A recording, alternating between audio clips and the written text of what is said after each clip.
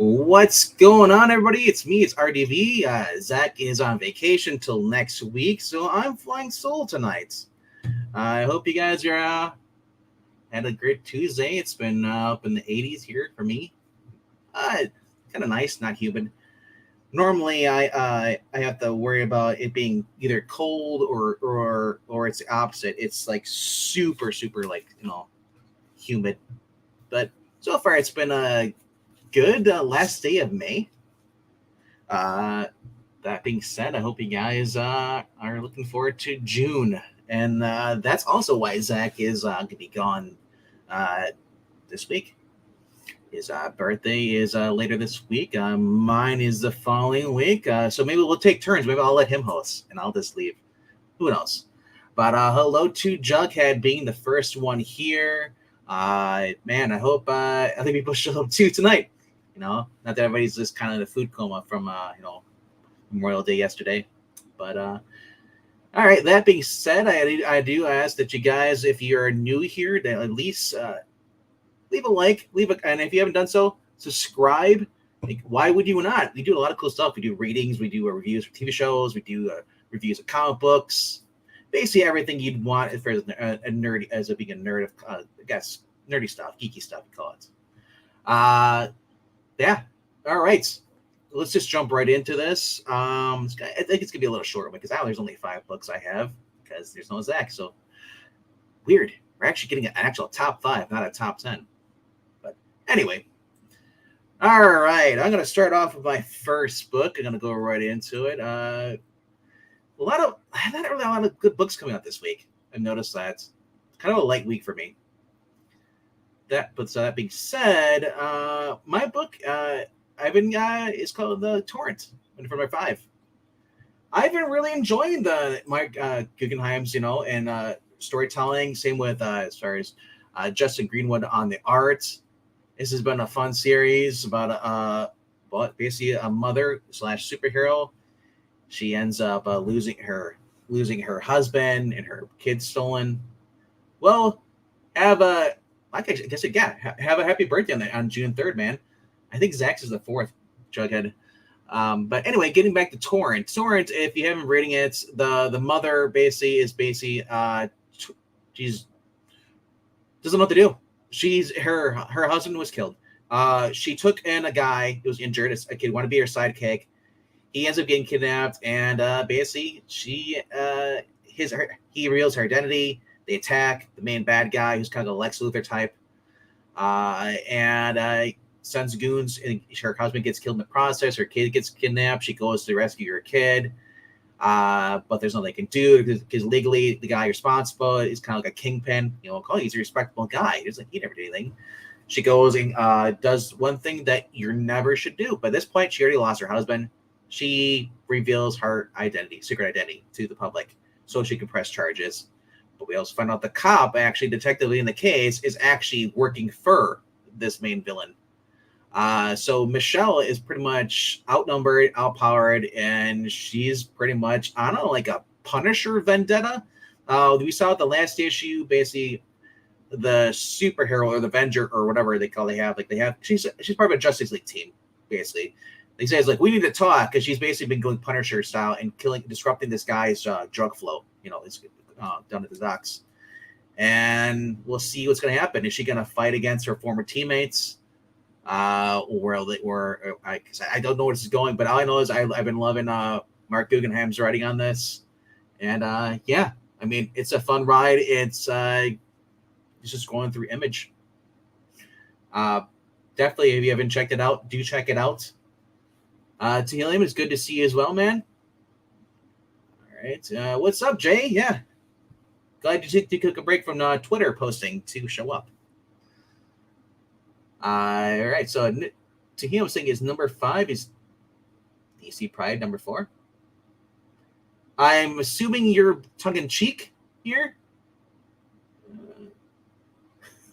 But then again, you know what though?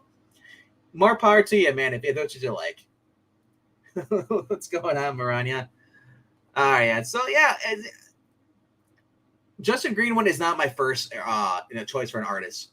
When I look at the cover, it's like, this looks really kind of indie to me, and I didn't know what to expect. What you see on the cover is what you get on the inside. So you basically are getting what you're paying for by you're not getting a clickbait cover. You're not getting like someone coming like Gary Frank coming in, and then you get Frank Quality. That's for Zach. Zach doesn't like Frank Quality. Like I said, to me, if you have a good enough writer, even the worst art, I would dare to say, if Mark Guggenheim, his writing is that good, phenomenal, and I'm really enjoying the story, and he's working with Riley Rossmo, I wouldn't even notice Riley Rossmo. I'd just be reading the caption, the words, and everything. Riley Rossmo, like I said, he's not my favorite artist, but if you use him in the correct way for his correct books, his art works. Basically, have him come in, like I said, when it comes to Riley Rossmo, if you have him on an LSD character on an LSD trip, Riley Rossmo comes in and he draws all the pink elephants, all this stuff, whatever she's seeing, whatever who's seeing, works. But yeah, not a big comic call this week. I forgot the comma with a number against some parts of the top 5. Hey, Eloise, what's going on? But yeah, so this is my number 5. All right, my number 4 is a book that it's another one shot, but it kind of surprised me who's writing it. Let me scroll down to it. It is The Rocketeer, number 1. I think this is the one shot. If it's not, then I'd be really shocked if it wasn't. But it looks like it's gonna be a one shot. The reason I'm excited for this because it's the writers behind the Rocketeer film, Danny Bilson and Paul Diameo, with Adam Hughes being the illustrator. So this looks amazing.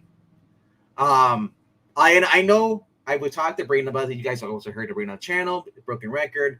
The last series it didn't really fly well, or I guess sit well with Braden because they had him shown up by a woman when he's supposed to be the main hero, and where she saves the day, and he looks like an idiot.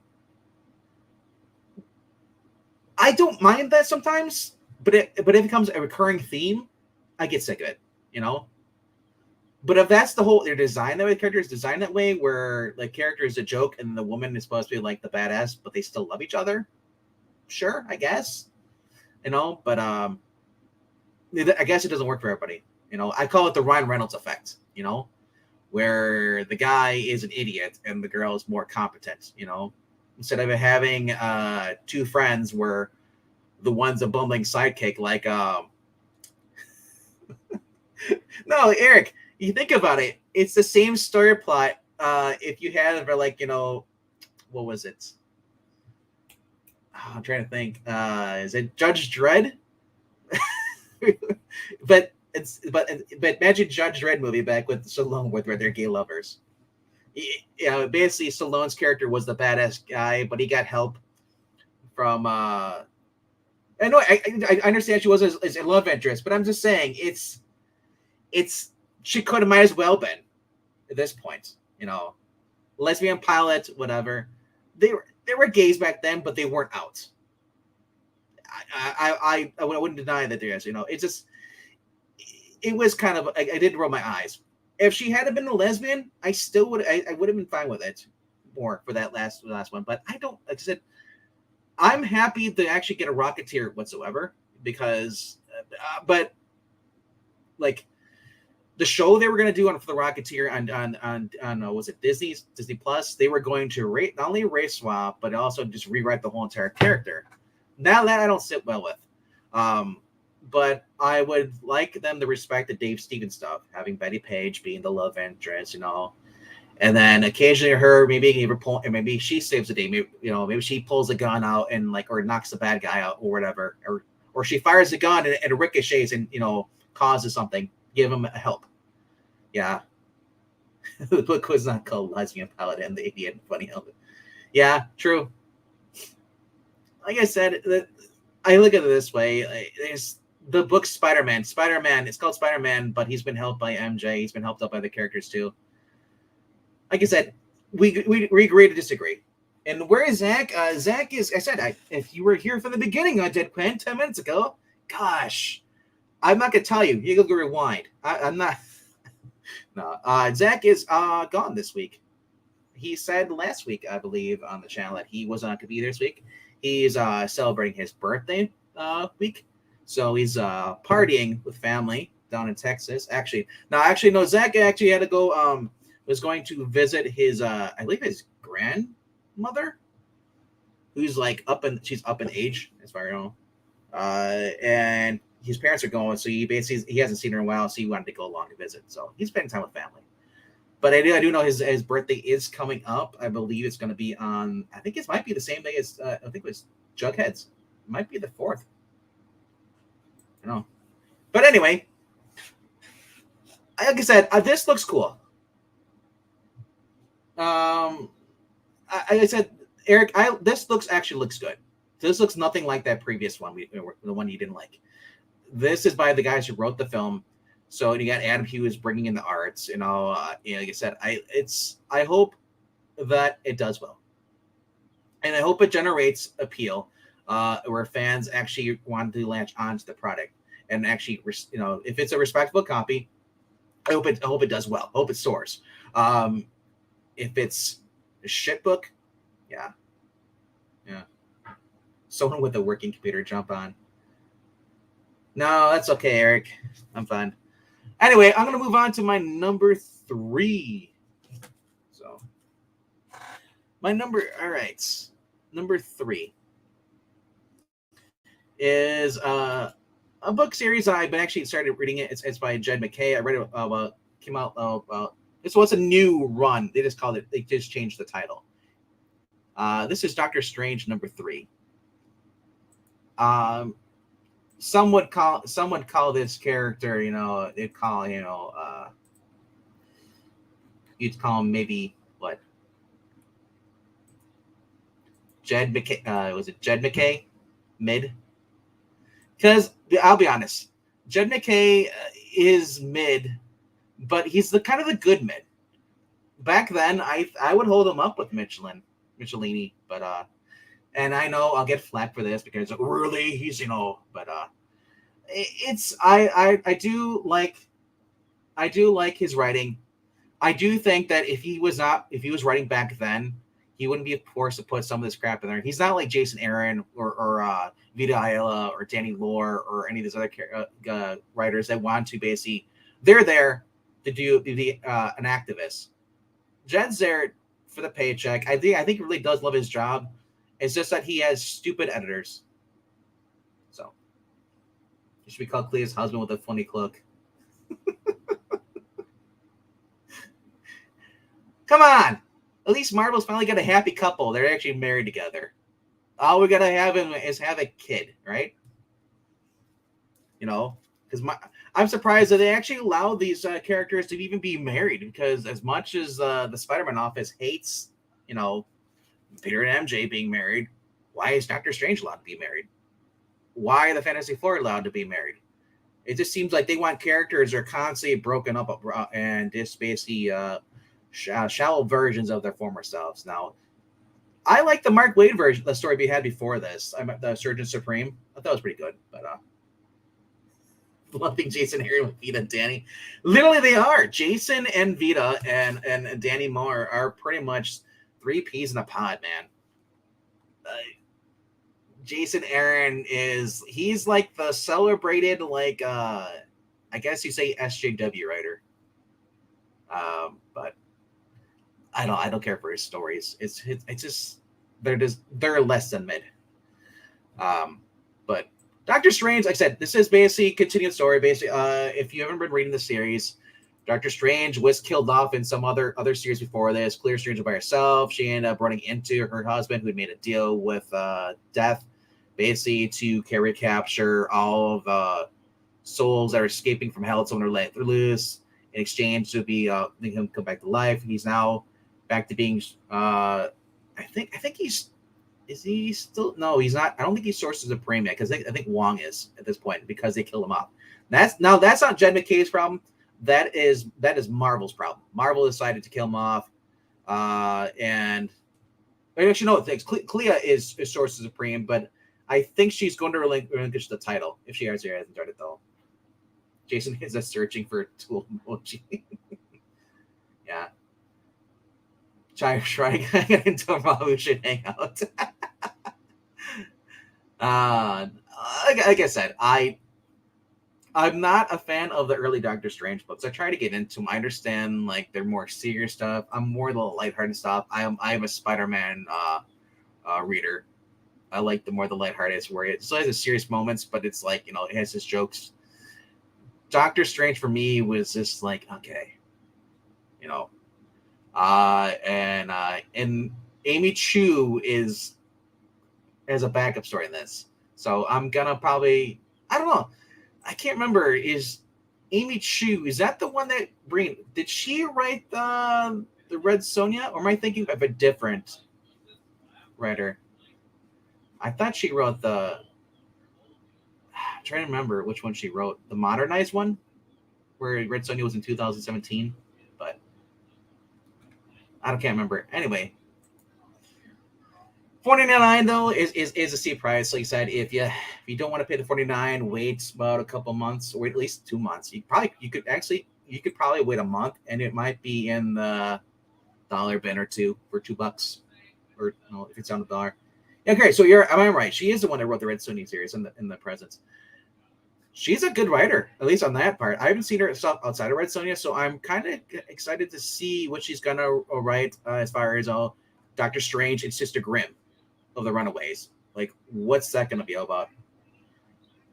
She wrote the Green Hornet and the new female Kato series. Oh, okay. I'll have to check that out. I haven't read that much. I'm not like super into Green Hornet like I Love Comics is Angleton over there. Or Angletine, if you would want to pronounce it. You've heard it 3 billion ways now, probably. But all right, so that's my number 3. My number 2 for tonight is a series that is returning with a second volume. I am a kid at heart, man, when it comes to this series, and I'm just glad that they actually captured the feeling of the original series. And this is Teenage Mutant Ninja Turtles. This is the Morning Adventures Continued. And I just been loving this. I like Eric Burnham. He's written a lot of cool stuff that I've read in the past. If you are a fan of the original cartoon, like I was, it captures the same feeling, same spirit. They're not putting any stupid crap politics into it. They're not changing characters and all.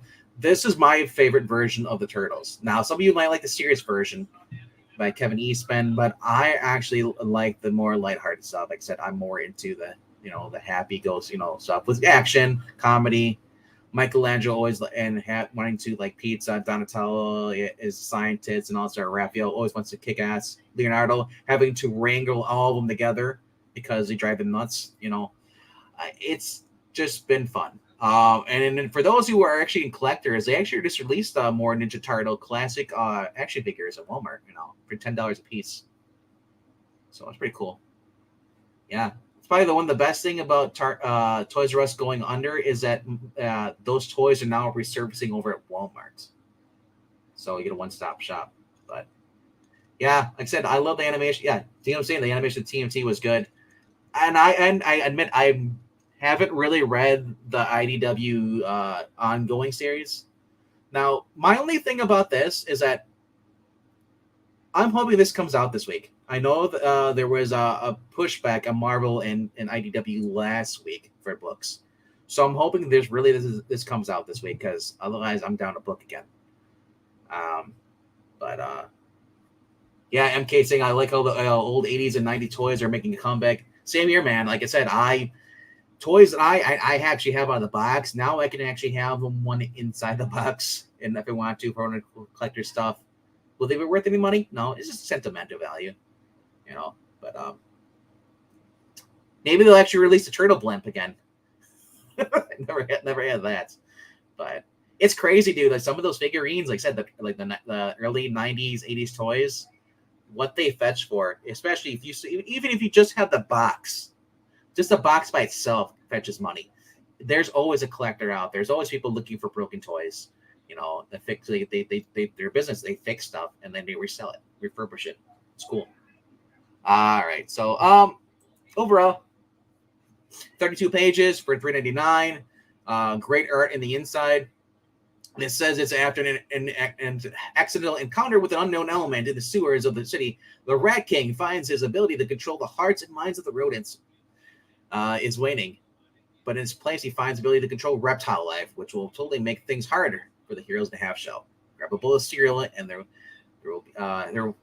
there for part 1 of the Turtle King. The one positive I gotta say about the Saturday morning cartoon adventure stuff, the turtles have been spot on. G.I. Joe, not so much. And they lost to Transformers, though. Can you imagine if they did the Transformers did this? But it sucks. IDW. I said IDW is going the way of the dodo soon. I guess they're not doing so well. But dude. Yeah, Eric Burnham also wrote the Ghostbusters comics that were coming out for IDW for the longest time. Fan of those too. Like I said, it's so much better for the consumer when you actually have a writer who loves the work he's doing and he respects the characters. Something that a lot of people need to realize, that if you want to please your fans, stop retconning characters that don't need to be retconned because you want a virtue signal. Or because you don't know what the hell you're doing. If you don't know how to write a story, maybe you shouldn't be in the writing business. Maybe you should go create your own character. That way you don't screw up other characters. It's like a lot of these people don't do research when it comes to taking over characters. They figure, well, I'm a virtue hire, so hire me. And if I write this, and they cry like, wow, all the street white males didn't want to watch this or read this, or it's just put out a good book, and people will buy it. Sadly, though, is that these companies don't realize, and it's not just the big two. Some of these little ones too are starting to go the way of that too. We vote for it with our wallets. I'm not gonna. I mean, I'll just end my rant here. Is that I buy what I like, and if you're upset that people are going out and pirating, maybe it's because your writing sucks and you're putting out shit books. Maybe actually put more money in, stop raising the prices up for books that should not be being put up, for garbage books. I mean, I understand we're in economic crisis right now with everything on, gas prices going up. If you make a quality book, the fans will be there. And produce one every single week. And don't kick other writers off so you can change it and just, put someone who's even worse, like Megan Fitzmartin on a book. That is the most offensive thing you could do, and that's how you lose readers. That's how they lost. That's how Marvel lost me. I only used to read only Marvel. And then they decided to do the whole One More Day crap. And then only that, they messed up Thor, and Hulk was getting messed up. And you said, like, I literally did. I stopped reading books after 2012. I wasn't really going out and buying just all Marvel stuff. I kind of quit comic books, came back in 2019, and started reading DC because I looked into what Marvel was doing with Spider-Man. Still the same stupid shit. The shit that I don't care for. So, like I said, don't be afraid to go to a different company. Go to indies. Indies have a lot of cool books. Edward Breaker's always putting out a quality book. Doesn't mean that you should avoid Marvel DC entirely. There are some few Marvel and DC books. But like I said, if you can, look at previews online first, or if it's a writer you don't know, maybe take a risk. But 9 times out of 10, follow the writer. That's all I can recommend you. Follow the writer that you like, and you won't be disappointed. But all right, going on to my number 1. But I'll give you a countdown from my top 5. All right, so my number 5 was Torrent. The latest issue of that. Number 4 was The Rocketeer. Number 3 was Doctor Strange. Number 2 was Teenage Mutant Ninja Turtles. Saturday Morning Adventures Continue. And my number 1 book this week is Venom, Ether Protector, number 3. I've just been loving this, man. And speaking of mid-writers, as we said, Michelin was considered a mid-writer compared to Byrne and some of the other writers back in the day. But doesn't mean it's bad. A mid-writer back then is a superior, awesome writer today because the quality has gone down, like we've noticed. Lethal Weapon, or Protector, or Lethal Protector, Venom. It has been a fun book. These are throwback issues. There's only been like 5 probably, and I've just been loving it. And we got Silver Sable, the correct version of Silver Sable's in here too. We got Eddie Brock basically working with Silver Sable, working with Nick Fury, and Shield to basically go against these other terrorists. And then we find out that Doctor Doom is going to get involved in this as well. So I am looking forward to this, man. I just couldn't praise any other book than this. It's really coming out from Marvel these days. The throwback issues, this has just been fun.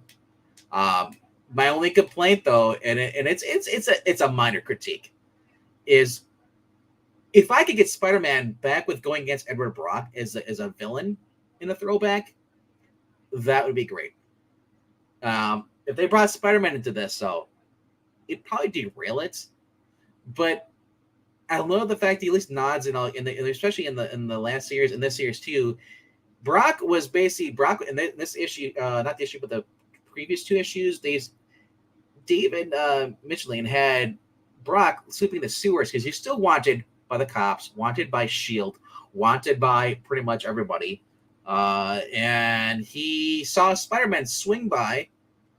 And he was going to basically attack Spider-Man. Instead, he gets again attacked by these other low-level ranked goons. It's, like I said, I've heard it from other people, not just Ash Breen. I understand you think he was never considered a mid-writer, but I've heard other people said that he was, compared to some of the other ones that were out at the time, he wasn't an amazing writer, but he put out good books. But doesn't mean like I said, he's not a bad writer. Like I said, I really enjoy this stuff, man. Fareed Karami's art on this has been fun. And man, just seeing original, the OG, the only one Nick Fury with the eye patch. I know some of you guys like Samuel L. Jackson. That's cute, but I like original Nick Fury. I would take David Hasselhoff and Nick Fury over Samuel L. Jackson any day, to be fair. Yes, Blake Northcott does have a new book out for Whatnot Publishing. It looks pretty cool. There's even a Sean Gordon Murphy variant cover on it too. It looks like James Bond secret agents going after magic users. Is what that looks. It looks pretty cool. I definitely would check it out. But this is my number 1. Let's go over and look at the trades that are coming out this week. Some pretty cool stuff. So I see 2 books here in this first row that I really, really enjoy. And Carnage is one of them. Now, this is Ram V writing Carnage, and actually make Carnage actually work without having Spider-Man in it. It's Return of Cletus Cassidy. Fun read. Then we go over to She-Hulk Epic Collection, Cosmic Squish Principle. Another fun series. And honestly, if you want to read She-Hulk, go back and read the original stuff. All right. So then we also have The Power of Shazam, Book 2. I'm not sure who's the creative team on this, but it looks kind of cool. Then we also have The Good Asian, which I believe Ingleton was reading. Little pulp story or I guess noir story. Deluxe hardcover edition. So if you those who like the deluxe hardcover like I do, those are really cool. All right. And then we get the Star Wars original Marvel years. That's cool. If you're a fan of that stuff, definitely pick that up. Then we go to Daredevil Omnibus Volume number 2 hardcover. It's awesome. All right. And then, so we got Static Season 1, blah, blah, blah. And X-Men 92, the saga continues. X-Men 92 wasn't that bad. It basically took everything that they released these past years, the Hoxpox since then, they released, and they decided to basically put it, if it happened, into the 1992 lineup series version of the series, and dear God, was it so much better. Little your Swords of X and whatever all that crap was like reduced to like a single freaking panel in an issue. The way it should have been. I hate it. I'm sorry. For those who like the current events, X-Men, I don't. They're dragged out. They're redundant, boring. Having them here, just be reduced to like a small one-shot issue. Better. Definitely, I would recommend for those who are fans of the X-Men, do check out the X-Men 92. Like I said, it's never going to be. It'll never be as close to Claremont, Burns, and all, and Fabian Nicieza, or even the Jim and all that stuff in the 90s. But it's still a lot better than what we got now today. I'd say even since 2016. And then there's Mindset, which Skibitosh, our friend of the channel, wish him a good speedy recovery. He hasn't been doing so well. He's been reading Mindset. That is by, I believe, by Rick Remender. Or no, it's Nick Kaplan. Another fun book. I said, and it's only it's $17.99 for the trade. And then we have here Sergeant Fury, Epic Collection, Berlin Breakout. That looks cool. Not sure what this Insufferable the complete what that is. I've never heard of that. I guess it's IDW Publishing. Steel, a celebration of 30 years, hardcover. But Brain, did you see this? EC Archives, Weird Science. That's coming out this week, man. So yeah, 7 through 12. Yeah, nice. That looks fun. If you're a fan of the Weird Science books back in the day, the EC, this retweets issues 10, collects 10 and 12, but it also says also reprints Weird Science. So I don't know what's going on. So I just say 2 issues, but if it has, but 216 pages for $20, you can't go wrong with that. All right, and then going to Witchblade Volume 3, complete. If you like that, to Top Cow, Good Boy, Uncle Scrooge for Fantagraphic Books, Disney Library, and then Marvel Masterworks. And I think that's pretty much about it. I haven't read this Ava's Demon, but it's going through Skybound, Kirkman's print. Elvira, Mistress of the Dark, the Classic Years on the Biz. That's kind of cool. Yeah, and that's pretty much about it for this week. So if you guys saw anything that you actually enjoyed, let me know down below in the chat.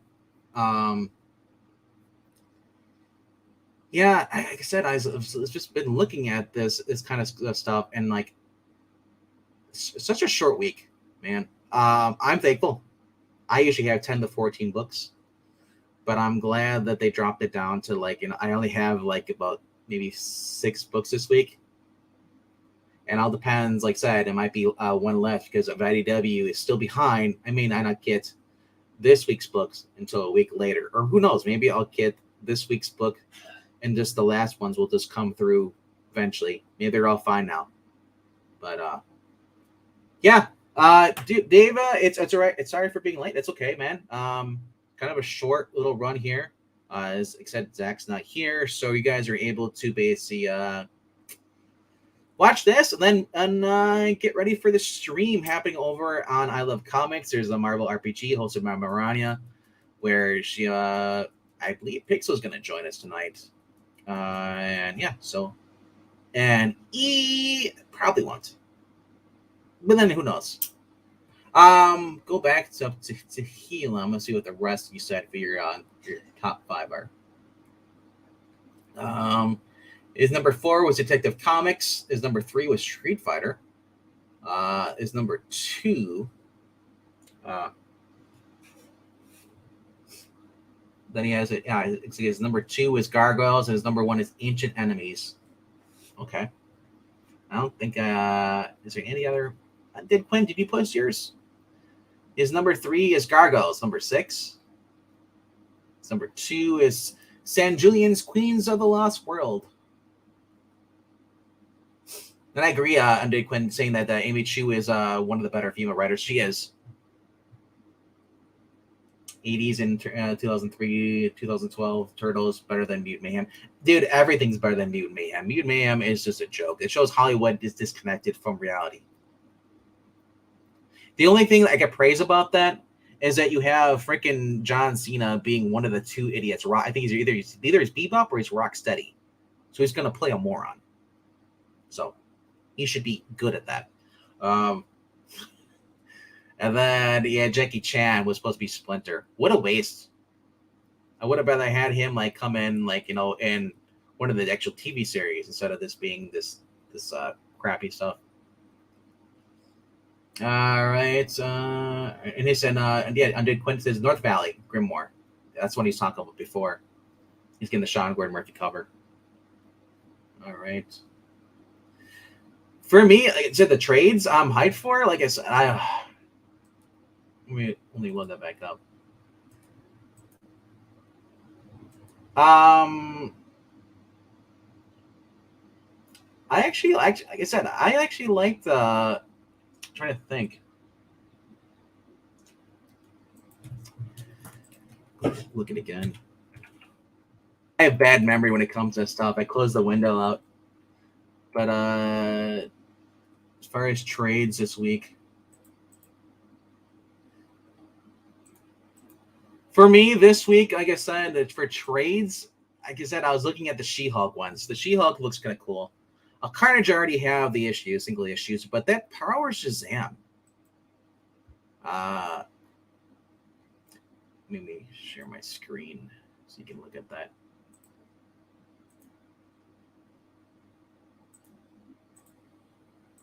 Power Shazam looks really cool.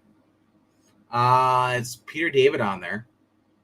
Is on here too. So it collects Power Shazam issues 13 through 23. Superman, the Man of Tomorrow, number 4. Showcase 96, number 7. Power Shazam, annual number 1. Superboy plus 1, and then Supergirl plus 1. So I had Peter David, Roger Stern, Jared Orley, Tom Grumlett, and Gary Frank is on here. Kurt Swan, Gil Kane's on here, dude. Mike Mulaney, Brett Belvins, and Jennifer Graves. Like I said, this looks awesome. Like I said, if you're looking for the trade of the week, that's my pick. You have all the great ones on here. You have Gil Kane, you have Jared Ordway, you have Peter David. It is just awesome. And like I said, it's old school kind of Shazam. Not Fawcett, but I think they did pretty well back in the 90s.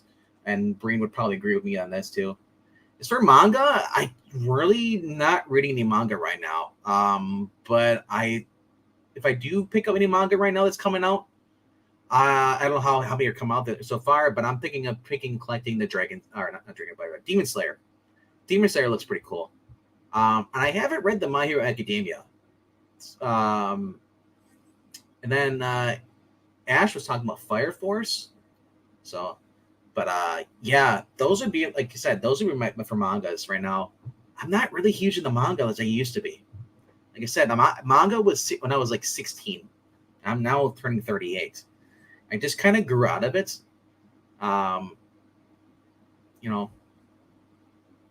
So, and I'm not sure if they have. I know Viz has. You can go online. I think you can subscribe to that, and you can basically. I think it's Viz that has the manga you can read online. I'm not sure. Don't quote me on that, but I'm very curious. Is Across the Spider-Verse movie will come close to Mario?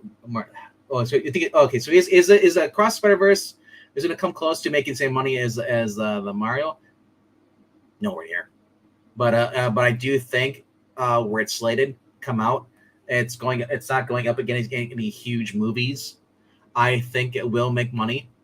But then again, like I don't know, I think it would make more money maybe 10 years ago, but compared to today, there are still people who are afraid to go out. I still see people wearing masks. They're afraid to go sit in theaters. And then the fact that we have all the now digital streaming now, people are just at their own home theaters. I wouldn't be surprised if theaters go the way of the drive-ins. You know, especially with all the streaming apps now, and they're releasing movies now. You can basically $20 to own them on digital. I still think that's a scam, though.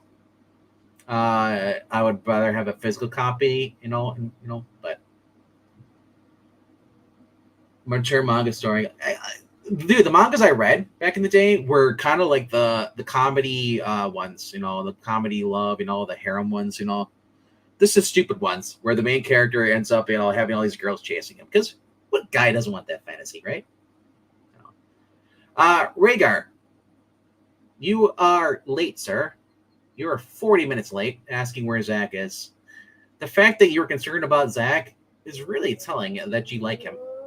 I didn't think you did. No. But yeah, Shira is I can't pronounce it. Shueisha, the company that owns Shonen Jump, has Manga Plus. Cool. Not ecchi. Well, dude, the closest I've ever gone to ecchi manga, I guess, would be Air Gear. Now, what's up, Imperial Goddess? What's going on? Where are all the homies at? Wow, they should be over here. I think you were streaming. I saw that earlier, so they should check out your stream over on Twitch. Check out Imperial Goddess. Her and her boyfriend Aries are always streaming something, or they're playing games like Fall Guys. They kind of stream later at night, so if you guys, your night owls are up later to go check them out. It's because they're basically our Pacific time. So I like Zach as long as he doesn't put on that white sheet and chase me. Well, he only did that during Halloween, right? So everyone is cool, but I like your solar view of vid streams too. Oh, thanks. It's like I said, it's weird being here by myself going live. I'm so used to having someone else to play off of, to belittle. I can only belittle myself now. It's or I belittle you guys in the chat. I don't want to do that. You guys are nice to me. Well, some of you are. Some more than others. But definitely, I said, as far as mangas, I'm not really into mangas anymore. Yeah. And like I said, mangas are what, $15 a piece? Either $12 to $15 a piece. You do get more for your buck, going through mangas and paying for comic books. But like I said, I'm a binge reader. When it comes to manga, I just want to read the next one, and then the craziest thing, I went to go read a manga. Was it about 2 months ago? The first time ever, in all these years, and I was like, okay, I started the right side of the page, and then they work oh, okay, and that's the thing about people who have never picked up mangas. If you're intimidated by mangas, you're still reading left to right, the words, the letters are still left to right, but you're starting at the right side panel and then working your way to left, and then back to right, then left. So it's not really that hard. You just gotta make sure you remember you start at the back the back of the book, I believe, right? Right. It's been a while, but yeah. But I don't know. I also like webtoons, the web scrollers. Those are cool too. I noticed it, and now that I'm older now, we have more availability. I do like having the reading online versus reading offline. I like being able to lay down and just kind of scroll and just zoom in if I need to. But yeah, and then especially the perks of reading digital versus reading print is that digital, if you have a giant screen monitor, you can blow up the comic book or whatever, or the manga, and sometimes it's just cool, and it's easy to read. But all right, manga, yeah. MK, have you ever bought a manga? I don't know if they are now, but back when I was buying them, they were like $12. And I was in high school, dude. I was trying to save up pennies. It's either do I want to get a like a Monster Energy drink, or do I want to save up for mangas? It was or rent. I mean, back in the day, remember Blockbuster? We had video games. You want to save your money to go rent a video game. You had to save your allowance up. And just buying manga is like okay. I remember walking to Suncoast. Suncoast was the place for the animes and mangas because there really wasn't internet. It was internet, but it was dial up. It was horrible. For those who missed dial up, you missed out on nothing. you lucked out. Dial up, you get kicked, and then you gotta wait there. You can hear that stupid dialing ring. It's just like it was annoying, and yeah, everybody shared dial up. It's the connection, so everything ran slow. Webtoons are Tim saying the webtoons do have awesome stories that they're turning into physical books. True. There are some Korean shows I watch on Netflix that started out as webtoons. So it's cool to go back and like read some of them as webtoons. I believe All of Us Are Dead, that a zombie Korean show that's on Netflix, that started out as a webtoon, I believe. Like I said, I mean, I do like physical, but like I said, like digital has become more easy of access. I started off like collecting physical and just reading physical. And then I realized, hey, I could keep my books in pristine condition if I never touch them. I just keep them in a box. But then it's like I did. Some of you say, well, what's the point of going buying physical if you're just going to read them digital? I have a backup copy. It's like having a hard drive. I have a backup copy. I want to read something. For digital, you're renting it. If you're buying it through Comixology or reading it on an app, you're paying for the app, and then when they lose the rights to that, whatever manga or comic book or whatever, it's gone. One of the major downsides to renting stuff. You don't own it. You never own it. Same with video games, but I was looking into it, and getting back to Twitch over there, Imperial Goddess over on Twitch. She does this where she does the Microsoft rewards, saves up points and all that stuff, and then she was able to actually purchase what was it, Diablo, the new Diablo. So I mean, that's another bonus thing too. Like everything's gone digital. Like look at video games, Xbox X. You basically don't. There's no disc drive in that. You just buy the game through the store, download it, and then play it, and then it saves. It saves like in the cloud. It saves like you have this game, and then you go get another game, and you have Game Pass, which basically allows you to do this. So if that's what you're into, more power to you. But I know a lot of you guys grew up with physical media. I grew up with physical media. I like both. So, but I don't want to rant too long on this. Is Rachel still around? I haven't seen her. She's been Rachel's been. I guess, from my understanding, is that she's been doing her own stuff as far as video games. She has her own YouTube channel. Trying to get that, and it's kind of frustrating when you don't get the results that you like. It's the joys of being a YouTuber or a streamer. But Elisa says, I think that's one of my problems. I don't want to damage my books. You should have. Oh, dude! When I first started reading comic books, I didn't have bags or boards. No one told me. I got into it around 18 years old. I was 18 years old, and then I realized they're getting beat up. And I saw I saw people. I asked them like, bacon boards. What are bacon boards? And he's like, oh, that's protect. I was like, oh, okay. So a lot of my books, like my Hack Slash books, I was buying back in the day. Yes, Hack Slash, good series. Just ended kind of crappy. But yeah, a lot of my Spider-Man stuff were not in bags of boards. I just had them in the long boxes, and the corners were getting beat up because of that, or they'd fall over. So I decided to start putting them in bags of boards, and man, did it take me forever. I think I had 100 or 200 books I had to put in bacon boards. I think I even sold some of them on East Auction too. Even if you get the disc, you don't own the game anymore. You have to install it online. True. But you have the game to install it on. The game's installed on there. It's like, I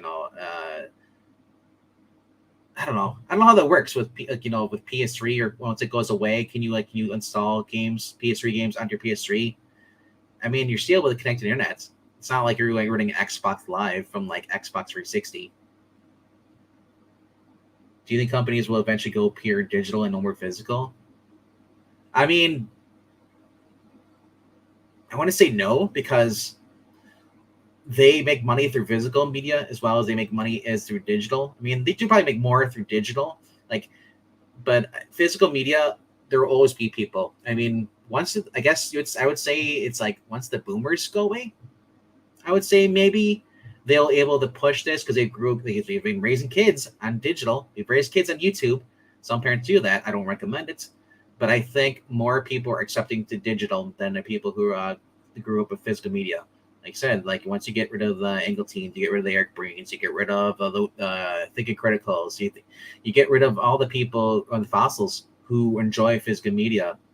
Once they're gone, you're gonna see physical media eventually go away, but not for a long time. I think I'll probably be passed away. I'll probably before it even goes the physical media. Who knows? The way our society goes, digital media might collapse. And then it's who knows. At least you get some nifty artwork though. Do you remember buying video games? Do you actually get the inserts, the manuals, the game instruction manuals? Those are fun. And it like tells you how to play. Like, here's the controls, how to play this. I don't think they even give you instruction manuals anymore. The little pamphlets.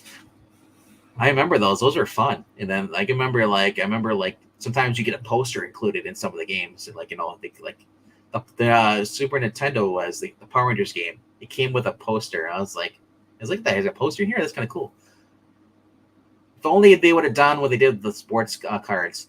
Each game you buy comes with a chewing gum. I only own digital game on Steam. Can't play because I have a weak computer.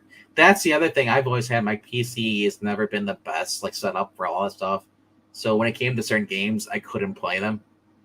So it's one of the reasons I've never been a pro PC gamer. I've been more like a console because the consoles were more fun to use. Everything. Hey, they don't give you anything anymore. Everything comes with collectibles and edition now. Yeah, that's the thing too. I remember those. I remember when Mortal Kombat, I think it was the Xbox 360 or PS3, they were releasing it. I remember the launch night. They're like, here's all they want you to buy this big box, and it has now that's the exclusive, or it comes with a T-shirt, or it comes with a bust, whatever, the figurine. I miss when the game was like $60. I can only imagine what they are now. I mean, there's still I think there's probably still games that are like what $40-$45 probably, but I don't. I'm becoming one of those people where it's like I'll wait till it drops down to like $10 to $15 before I buy it at Walmart. The GameStops by me have shut down.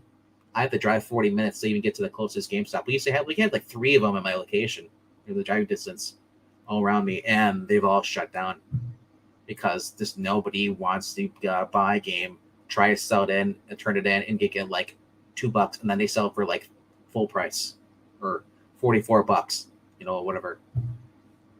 Yeah. Yeah, it's the in-game tutorial.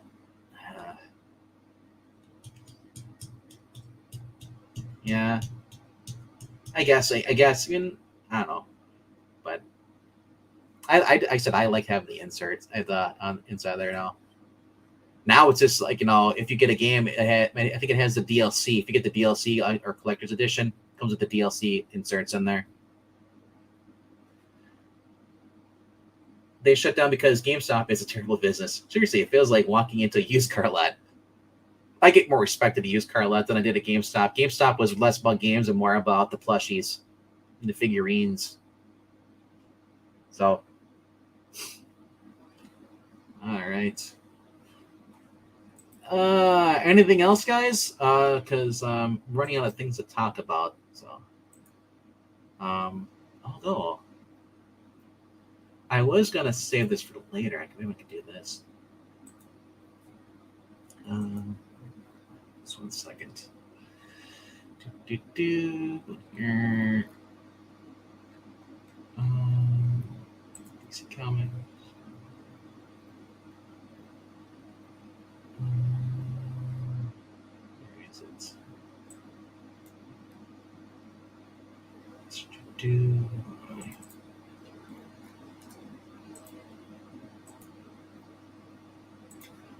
I had seen this on Twitter, and I was just curious.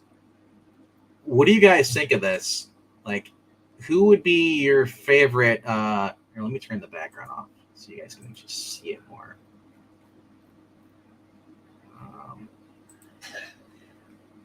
Out of basically, who is your favorite artist for DC for Superman? Obviously, we have Joe Shuster up there, followed by Alex Ross, Kurt Swan, John Byrne, Jose Garcia Lopez, Wayne Boring, Ed McGuinness, Frank Wiley, Tim Sale, Dan Jurgens, Jim Lee, George Perez, Gary Frank, Jared Way, Neil Adams, and Jorge Jimenez. I gotta ask you, who, if they give you a choice, out of everyone on this list here, who is your favorite? For me, personally, I like here, let me do this. I like to say I actually like John Burns, but I'm also partial to Jerry Ordway's. So let me know in the chat if you guys who do you prefer? Do you prefer Alex Ross or do you prefer Kurt Swan? You know, John Byrne, Jim Lee, because I want to trigger the haters. Jim Lee wasn't that bad. I mean, obviously they don't have Dan Moore on here, but my top four for me is John Byrne, Jose Luis Garcia Lopez, George Perez. Actually, you know what? It's hard to choose four. This would be my Mount Rushmore. John Byrne, Jose Luis Garcia Lopez. Then we go to Dan Jurgens, George Perez, and then Jerry Ordway. Those are my top five for Superman. For those who are watching this on the replay, let me know down below. Who is your favorite Superman artist? Who'd be your top five? If you can't name them down to your number one. But yeah. So that's it for tonight, guys. I hope you had fun. I'm gonna take this off now so you guys can see me. Yeah. Hope you guys had fun tonight. I'm going to see you guys on Thursday. Breen will be here. There will not be no Zach. Maybe we'll get Frugal on. I don't know. But it's going to be a small week for books. The Jerkinator is a close second. Like I said, Ordway and Byrne, very similar to me, at least when it came to like drawing Superman stuff. Or it's a Superman artist. So that being said, I'm gonna throw up here. If you guys like this, please leave a like down below, and also leave a comment after the stream. Let us know what your favorite books of this week I talked about. Maybe I didn't talk about your book. What's your top five? Do you agree with our top five? Do you think I was stupid and like these books suck? Whatever. Let me know down below. If you haven't already done so, there is a subscribe button. Why aren't you subscribed? You get all this riveting commentary by me when I'm by myself, right? Obviously. And then, hey, if you want to donate to the channel, you can use it, Ko-Fi.com. Where the money goes to basically whether it goes $1 or more, whatever you want to choose to, goes to the StreamYard, goes to where the Marvel and the DC reading apps. And those who donate to the channel are eligible to basically get a choice of either choosing our next reading or choosing our next retrospective on Fridays. Get better at chatting with the chat. It's hard when I'm sharing my screen. I'm trying to look over at the same time. I'm also trying to get the top five. So it's like I said, I usually do this with somebody else. I can look at the chat. I apologize. Lee Jurgens, Gary Frank are among my faves. I didn't see a bad artist on there actually for the when it comes to Superman. Anyway, hop over to I Love Comics over there. We're gonna have a little Marvel RPG. Continuing that, Professor Pixel will be stepping in for Zach, and looks fun. All right, guys. See you later.